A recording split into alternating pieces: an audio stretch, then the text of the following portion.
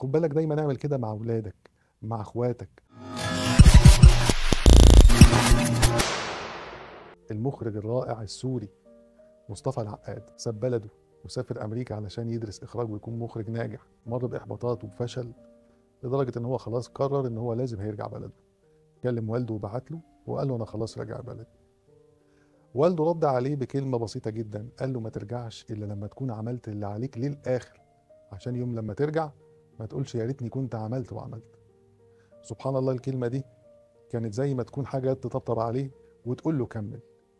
فكمل وبقى هو مصطفى العقاد، مخرج فيلم الرسالة الرائع اللي أخد جوائز عالمية كتير، ومخرج فيلم عمر المختار الجميل.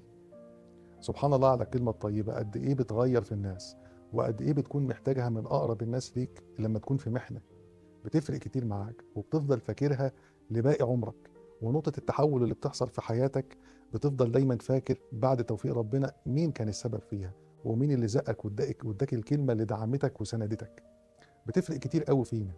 خد بالك دايما اعمل كده مع اولادك، مع اخواتك. كل واحد تشوف فيه حاجه قادر ينميها قول له كلمه حلوه، قول له انت شغلك جميل قوي، يا ريت تكمل. حاول على قد ما تقدر تدي، لان في الاخر انت بتاخد ثواب وانت ما انتش حاسس. ومفيش اعلى من ثواب جبر الخاطر والكلمه الحلوه.